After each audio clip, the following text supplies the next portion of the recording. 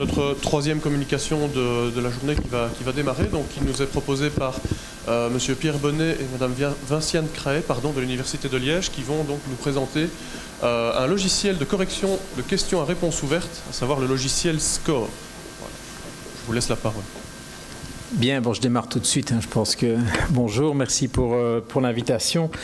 Donc, on va vous montrer un aboutissement en fait d'un questionnement d'un côté d'une demande par rapport à certains enseignants et d'une solution qui est proposée avec le SMART, donc le service de méthodologie et d'aide à la réalisation des tests. Bien. Alors, donc, ce que je vais vous montrer, c'est peut-être une approche du terrain avec un exemple, mais qui n'est pas le seul. Donc, ce n'est pas uniquement, je ne suis pas le seul enseignant impliqué, mais c'était plus simple de partir d'un exemple précis.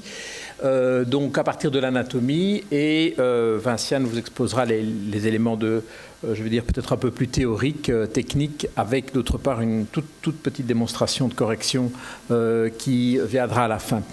Donc, le problème, c'est des étudiants de Bac 1 qui vont, au niveau du cours d'anatomie, devoir acquérir certaines performances qui sont du degré des compétences qu'on va dire complexes. Non seulement ils doivent manipuler des connaissances factuelles, mais on essaie de les entraîner à une capacité de la vision spatiale, à une description dans l'espace, ce qui se réalise par toute une série d'éléments qui sont mis en place, d'analyses de documents iconographiques avec non seulement des reconnaissances de structures, des analyses de coupe, des informations donc à caractère visuel qui doivent transcrire entre différents documents, qui font appel à des processus de rotation mentale et à des productions graphiques. L'enseignement tel qu'il est fait se base bien évidemment sur ces méthodes pour essayer de les sensibiliser à ces compétences complexes. Pour nous, l'anatomie n'est pas en fait du par cœur.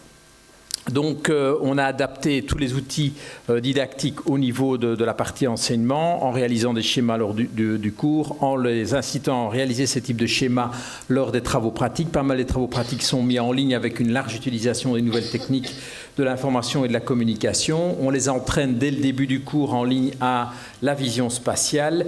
Ils ont d'autre part des démonstrations, certaines se réalisent en présentiel, mais d'autres en ligne avec des corrigés d'exercices qui leur sont proposés sous forme de vidéos. Et donc, par conséquent, il est tout à fait logique que notre évaluation puisse balayer ces différents champs de compétences qu'on essaie de développer chez nos étudiants. Et au tout début, en Bac 1, parmi les questions qui étaient proposées, il y avait notamment des questions où, voici un exemple, où une question ouverte était en fait proposée aux étudiants avec une production graphique à partir d'un énoncé. Une case blanche doit être remplie par l'étudiant qui va donc compléter et pouvoir établir toute une série de rapports, éventuellement des connexions et des données sur le caractère fonctionnel des structures qu'il représente. Ceci, évidemment, va nécessiter un temps de correction qui est extrêmement important. À l'époque, quand on a débuté, on était aux alentours de 800 étudiants de Bac 1 dont il fallait réaliser la correction. D'autre part, se posait le problème d'avoir une correction, une grille qui permette une correction suffisamment reproductible. Et donc, les solutions qu'on a essayé d'apporter, c'était d'automatiser la correction avec tout d'abord une gestion très précise de l'énoncé avec des consignes qui ont été très définies, utilisation d'autre part pour ceux qui étaient des productions graphiques d'un schéma de base de manière à ce qu'on ne parte pas sur toute une série de possibilités. L'imagination des étudiants est parfois énorme et comprendre, traduire ce qu'ils ont voulu en fait dire, c'est parfois difficile. Donc on cadre plus ou moins la réponse à partir d'un schéma de base et on a mis en place une grille de correction qui utilisait un certain nombre de critères dont chacun pouvait être divisé avec un certain nombre d'indices. Et donc la première étape qui a été réalisée un petit peu, je dirais, de notre côté en anatomie, c'était de travailler sur les copies papier et d'autre part d'avoir constitué, c'est l'image partie droite de votre image qui est présentée, un fichier dans FileMaker Pro à l'époque avec tous ces critères et ces indices qui étaient en fait remis sous forme d'éléments binaires, et donc il suffisait de cocher simplement la présence ou l'absence du critère, et derrière c'est le système du fichier qui fait en fonction de la pondération qui a été définie l'addition des points, qui nous dit attention vous n'avez pas tout corrigé, et ainsi de suite. Donc ça demande pour la réalisation d'une question plusieurs je vais dire heures, voire même une dizaine d'heures de mise en place, mais le travail en valait la peine puisqu'il fallait réaliser 800 corrections après, une fois que toutes les copies étaient faites. Mais les copies existaient encore sous forme papier. La deuxième étape, en fait, a été de se dire, pour un certain nombre d'éléments qui apparaissent dans ces questions, avec déjà ici, vous voyez, une consigne plus précise et un schéma de base qui est donné. Certains éléments de la question vont en fait être corrigés avec une correction visuelle à partir de la feuille de l'étudiant, et d'autres éléments, par contre, l'étudiant est questionné sur la même image à partir d'éléments de QCM qu'il va remplir sur une feuille à lecture optique, ce qui permet à partir d'un même énoncé d'avoir un panel de questionnement qui est plus large et qui va utiliser deux modalités de correction. Donc voilà ici sur un exemple une question de QCM qui se rapporte à l'image que l'étudiant a devant lui, image qu'il a dû d'autre part compléter, qui va être corrigée. Alors vous allez voir que par la suite, on a pu, dans l'étape suivante, c'est ce qui va vous être montré dans la petite démonstration, on a pu scanner en fait toutes les images des étudiants. Ils répondent sur une feuille avec un cadre bien défini et qui est scanné, et toute l'étape qui était faite de mise au point de ces critères qui étaient faits sur un fichier FileMaker Pro, tout ça a été pris en charge par le SMART sous forme d'un dispositif qui est accessible à un certain nombre d'enseignants, et donc pour lequel je vais laisser la parole maintenant à Vinciane. Donc, Pierre est venu nous voir pour nous demander, avait un réel besoin bien spécifique, et d'autres professeurs aussi. Et donc on a pris en compte son besoin en mettant et en proposant une méthode qui sera de qualité, parce que pour nous, c'est important de garder la qualité dans l'évaluation. Donc notre objectif premier sera toujours d'améliorer la qualité des évaluations des étudiants, et ce, ici, pour ce faire, on va faire ça à partir d'un outil, mais implémenté par une méthode de qualité. Alors, il y a 3 éléments ici, les besoins, outils, méthodes, qui seront toujours en interdépendance. C'est clair qu'avoir un outil superbe mais qui ne rencontre pas les besoins de nos enseignants, ça ne va pas fonctionner. C'est clair aussi qu'avoir une méthode qui est approuvée par la littérature mais qui est trop complexe, ça va aussi poser problème pour la mettre en pratique. Donc on doit, nous, ajuster tout ça pour améliorer, mais tout en faisant que ça soit possible dans un contexte bien défini. Et donc le contexte en lui-même, qu'est-ce qu'il est ? Il est un contexte où on est en premier bac et où les cours sont donnés à des grands groupes. Alors il est difficile d'évaluer évidemment des performances complexes en premier bac, vu que les grands cours, il y a plus de 800 étudiants, comme dit Pierre. Cependant, passer uniquement aux évaluations standardisées, comme QCM, comme vrai-faux, n'est pas une bonne idée, parce que ça va vous faire perdre la validité, il va y avoir une perte de validité dans l'épreuve, c'est-à-dire que l'épreuve ne va plus être en cohérence avec l'enseignement. Donc il faut continuer à évaluer les performances complexes, malgré la massification, mais tout en gardant un dispositif de qualité. Alors, qu'est-ce qui est évalué ? Parce qu'on parle beaucoup d'évaluation pour l'instant, mais qu'est-ce qui est évalué ? Évaluer, c'est d'abord prendre de l'information, recueillir de l'information sur laquelle on portera un jugement. Ce jugement, après, on va devoir, pour prendre une décision et affairer si l'étudiant est compétent ou il ne l'est pas. Donc, un étudiant, on ne peut pas, hélas, scanner son cerveau et simplement dire il est compétent ou pas. Et donc, il faut, à un moment donné, utiliser un interfact comme ici un examen, une épreuve intégrée, des écosses, pour pouvoir le mettre en action, pour pouvoir qu'il puisse fournir une performance. De cette performance, de là, on va pouvoir porter un jugement. Et de ce jugement, on va inférer est-ce qu'il est compétent ou il ne l'est pas. Alors, de cette schématisation, on peut détecter très rapidement où il y a des risques de sources d'erreur, comme par exemple au niveau du dispositif évaluatif. Est-ce qu'il va vraiment bien mesurer ce qu'on souhaite mesurer? Là, il y a un risque d'erreur s'il ne mesure pas bien ce qu'on pense mesurer. Il peut y avoir aussi une erreur, des risques d'erreur au niveau de la performance. C'est-à-dire, est-ce que l'étudiant est bien en condition optimale pour faire état de sa performance? Alors certes, il peut être fatigué, il peut avoir fait travailler toute la nuit et avoir étudié toute la nuit, et dès lors, il n'est pas dans une condition optimale, mais nous, en tant que responsables, on doit les mettre dans des conditions optimales. Ensuite, il y a aussi les sources, une dernière source de risque, d'erreur de mesure, qui est le scoring, donc le système de scoring, c'est-à-dire est-ce que le système de scoring, lorsqu'on corrige, est-ce qu'il est bien dénué de biais? Alors, les biais, qu'est-ce que c'est? On a énormément, dans la littérature, il y a énormément d'éléments et de publications là-dessus. C'est-à-dire que lorsqu'on corrige, on peut entacher la note de l'étudiant.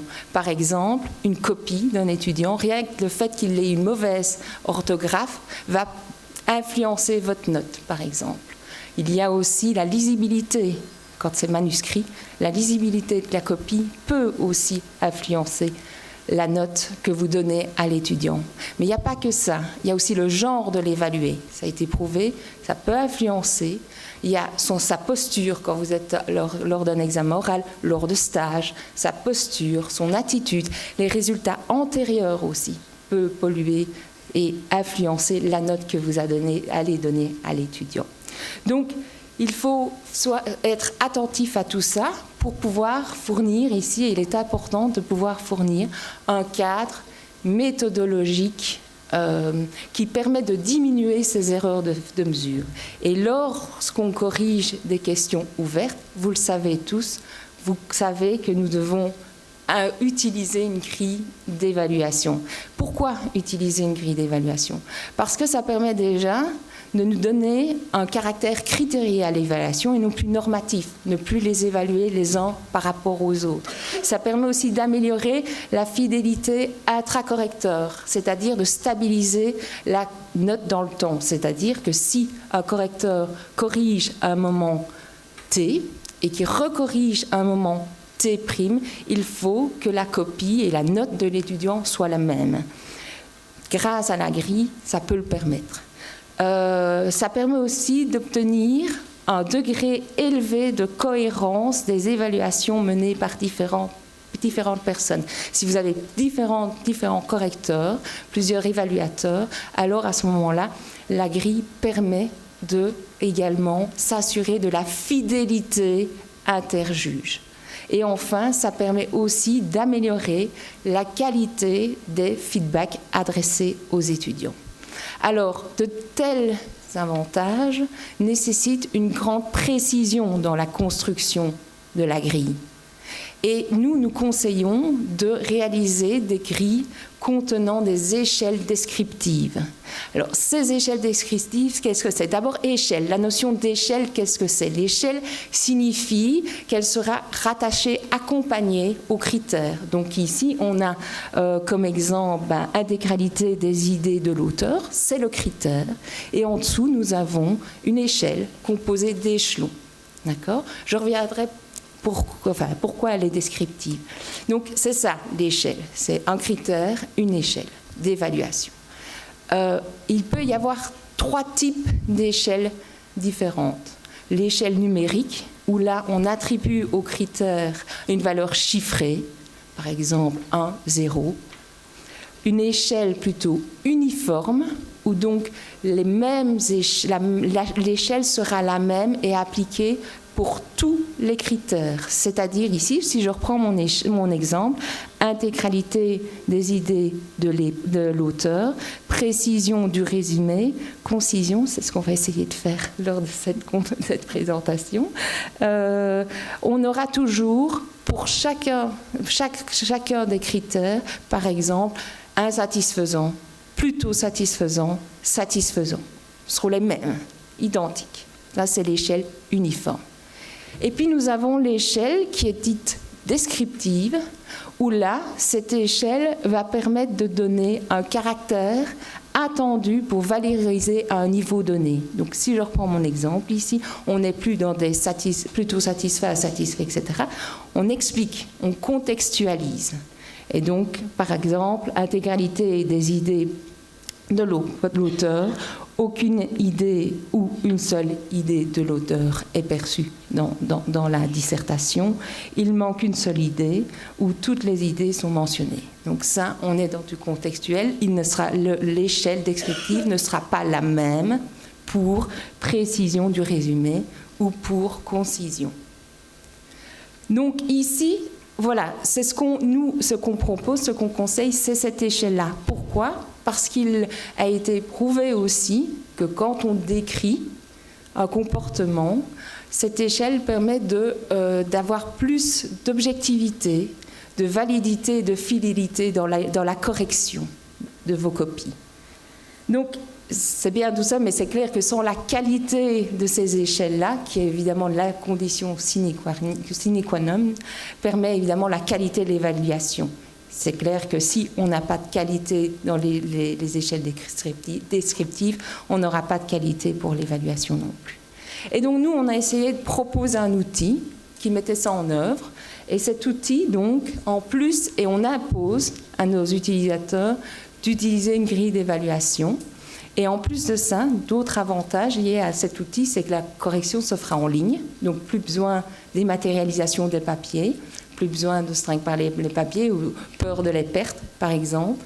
Une traçabilité, les copies aussi sont anonymisées, donc là également, plus de problème du biais du genre, par exemple, ou même du prénom, parce qu'on a prouvé aussi qu'un prénom dit attractif, alors en fonction des cultures, peut aussi influencer la note. Ça va jusque-là.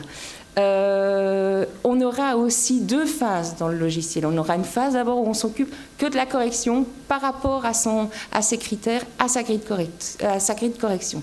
Première phase, on corrige. Deuxième phase, on va prendre le temps de s'assurer si on a bien tout corrigé et surtout s'il n'y a pas des ajustements à faire pour certaines copies. J'en dis pas plus, Pierre vous fera une démonstration directement, c'est la phase de reviewing. Et enfin, on va pouvoir générer et rendre des résultats automatiquement et les rendre. Donc l'enseignant ne s'occupe pas des notes, enfin en tout cas de savoir combien, non, il corrige, on est dans une correction critériée, on rend les notes au professeur avec des statistiques descriptives, moyennes, histogrammes de fréquence, écart type, etc. Score supérieur ou égal à 10. Et enfin, on peut envoyer automatiquement, si l'enseignant le désire, des notes dans notre portail MyLG pour réaliser donc le bulletin des notes des étudiants. Voilà, donc maintenant on va faire une petite démonstration. Enfin, Pierre. Hop.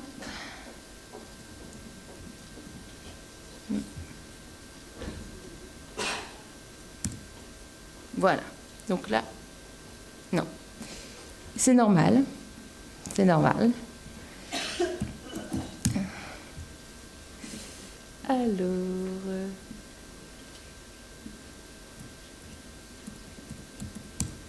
Voilà. Ça ira mieux ici.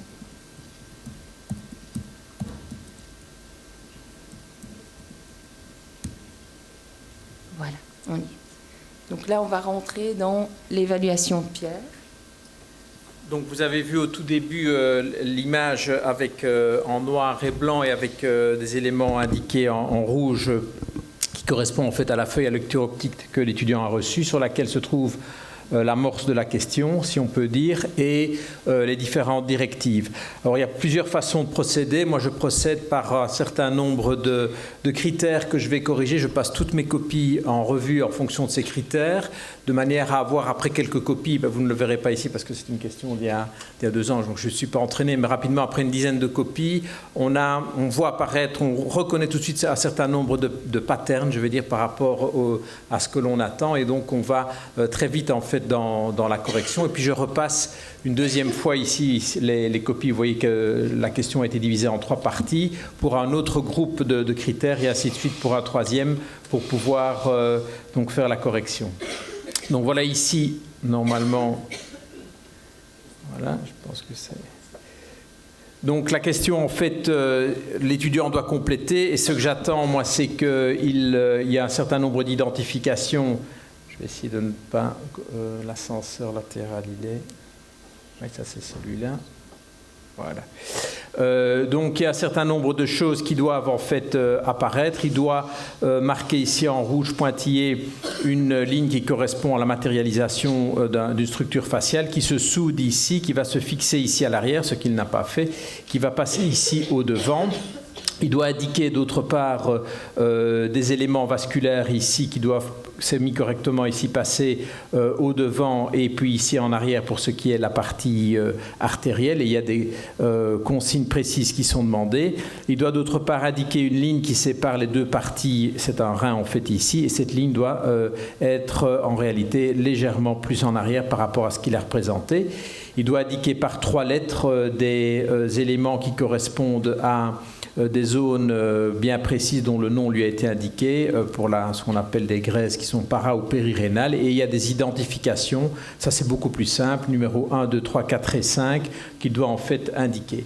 Et donc en fait quand je commence ici à mon premier groupe de 3 critères, donc je vais faire ici la copie, pour chaque critère mes indices ils peuvent être cumulatifs. Moi c'est un certain nombre de choses que je veux voir apparaître. Ce que je vois c'est que d'une part les éléments sont bien en rouge en pointillé, ils se divisent bien en antérieur et en postérieur. Il y a un manque de fusion ici sur la partie latérale et cette structure ne passe pas. Donc il y a 2 de mes éléments qui n'apparaissent pas. Donc en fait, c'est un petit problème d'ordre, je vais dire, pratique. Moi, j'aimerais bien, je profite pour le dire, que le système me donne pour chacun de mes indices qui sont en fait ici, un bouton à cocher présent ou absent, puisque ce n'est pas cumulatif. Ici, ils sont mis les uns à côté des autres et en réalité, c'est ici, quand on monte, il n'y en a aucun, puis 1, 2, 3, 4 ou 5, c'est donc il en manque 2, donc en réalité je m'arrête ici à ce niveau. C'est un petit peu plus compliqué en fait ici à représenter. Alors le critère suivant, ce sont, il faut que je revoie au niveau de la question parce que je ne la connais pas. Pardon ? Oui, ah oui, pardon. Donc ce sont en fait les identifications qui doivent être de la position qui doit être marquée au niveau d'un certain nombre de structures. Je suis à la recherche ici. Donc c'est le point numéro 5 en fait qu'on corrige ici. Et là en fait on voit que l'étudiant il a complètement ofté, il n'a même aucun élément qui apparaît. On le voit tout de suite, il n'y a pas de trait vert qui apparaît, qui doit normalement ici apparaître sur ces 2 couches musculaires ici à ce niveau. Et enfin, dernier élément ici, au niveau de ce qu'on appelle la graisse du rétropéritoine, il doit indiquer la pararénale antérieure avec une lettre A, c'est correct. La périrénale par la lettre B, c'est correct. Et la pararénale postérieure avec la lettre C, donc en fait, ils sont ici tous présents. Donc en fait, ici, ma correction est terminée pour cette copie. Je passe à la copie suivante, qui est en fait... Voilà, l'image, je me dis, tiens, c'est la même, non ? Là, en fait, on voit que les lignes vertes sont présentes, qu'en ce qui concerne les fusions que je n'avais pas observées, c'est bien fusionné ici en latéral, c'est bien fusionné en postérieur, ça passe bien devant les vaisseaux, c'est en rouge en Poitiers, tout est en fait correct à ce niveau-là. Si je regarde maintenant au niveau du trajet des nerfs, il passe bien devant la structure ici musculaire, puis se glisse entre les deux autres. Donc pour moi, en fait, tout est en fait correct ici à ce niveau. Et pour ce qui est de la définition des structures A, B et C, la graisse pararénale antérieure, la pararénale postérieure, tout est en fait correct ici à ce niveau.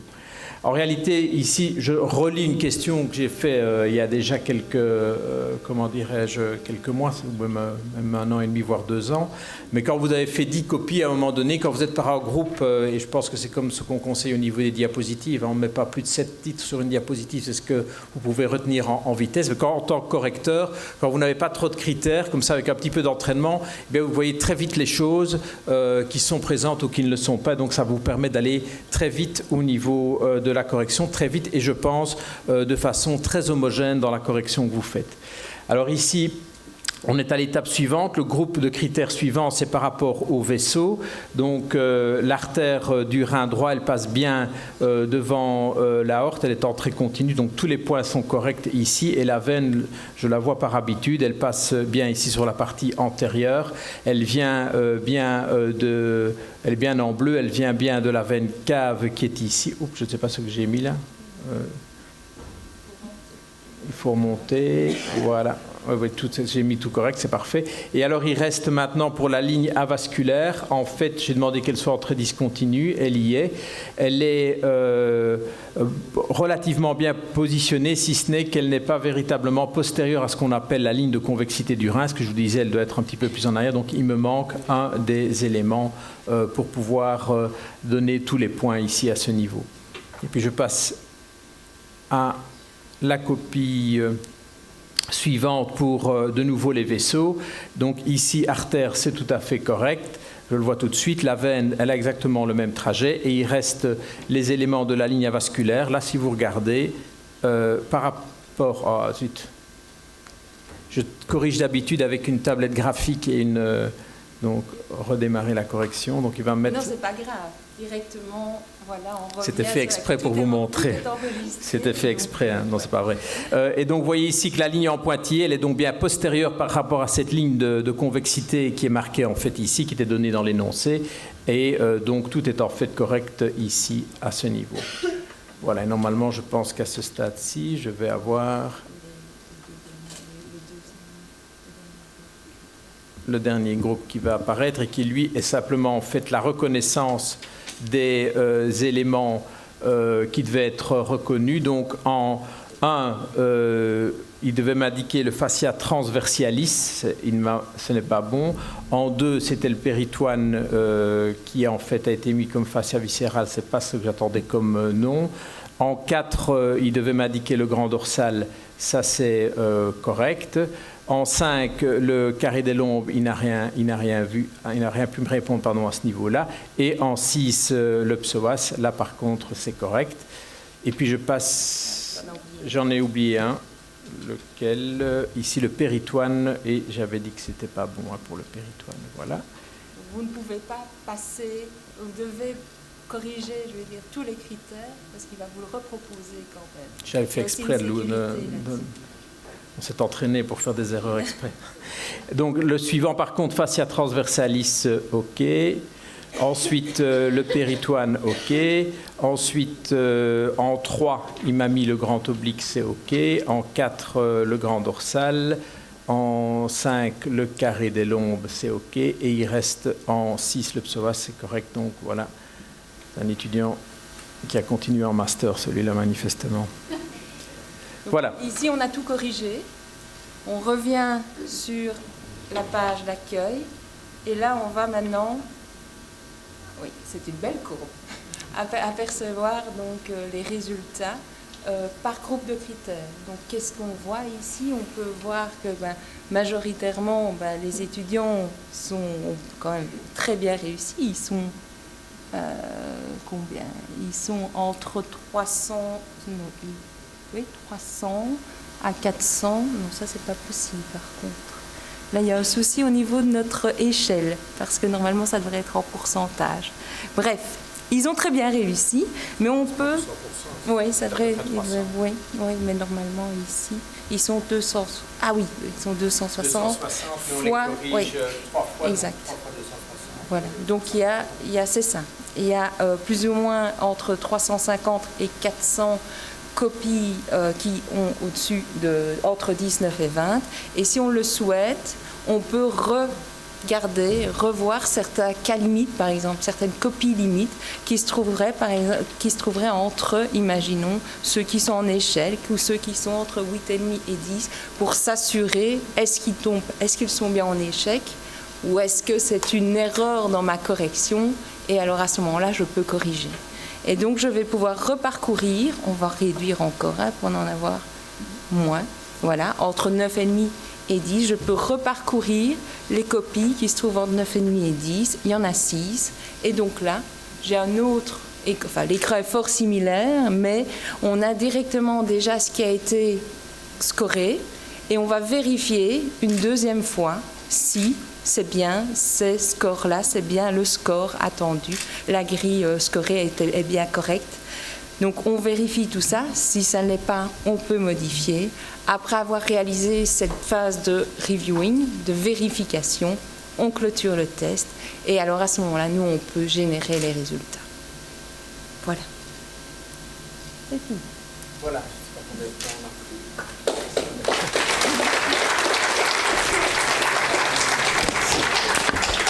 S'il reste du temps, je ne sais pas si... Voilà, à nouveau, est-ce que il y a des réactions ou questions dans l'Assemblée? Pas spécialement, si, personne? Peut-être pour vous donner une autre idée, ici ça paraît relativement entre guillemets simple puisque ce sont des productions graphiques qu'il faut corriger, mais j'ai des collègues qui corrigent de la physiologie, il y a de l'histologie avec parfois des éléments de type fonctionnel, du texte qui s'y trouve, il y a même de la psychiatrie qui est aussi évaluée donc avec du texte, il y a des casus en droit aussi utilisés, l'outil est utilisé. Donc il y a un peu de tout. On passe de la schématisation à également de la production écrite. C'est rentable à partir de combien de copies à corriger? Le moins, le prof qui utilise ça avec le moins d'étudiants. Je n'ai pas fait le calcul, mais c'est vrai que dans les différentes sections que je dois évaluer, c'est évidemment, il y a un certain... lourdeur technique, je veux dire, à mettre en route. Il faut rédiger les questions et donc je pourrais très bien utiliser les questions, les énoncés comme ils sont faits et puis les corriger manuellement avec ma grille que j'ai sans devoir passer par toute l'étape de scannage et donc ça, quand les questions existent, elles peuvent être utilisées comme ça et je vais choisir de passer à cette procédure-là. Je pense qu'à partir du moment où je suis aux alentours d'une 50-60 copies, on a en effet des tests aux alentours, ça commence souvent vers 50 copies. Oui. Maintenant, une autre idée, j'en profite de nouveau pour pousser, c'est qu'évidemment, on est en train de développer des enseignements à distance, des MOOC, etc. À partir du moment où on fait des grilles qui sont suffisamment correctes, avec peut-être des commentaires un peu plus poussés au niveau de la façon dont on doit corriger, on peut très bien imaginer que l'étudiant puisse être son propre évaluateur dans un dispositif à distance avec des grilles qui sont proposées et qui il se corrige lui-même, donc ça permettrait une auto-évaluation aussi. Et donc à ce moment-là, la nécessité de passer évidemment par le dispositif online, quoi.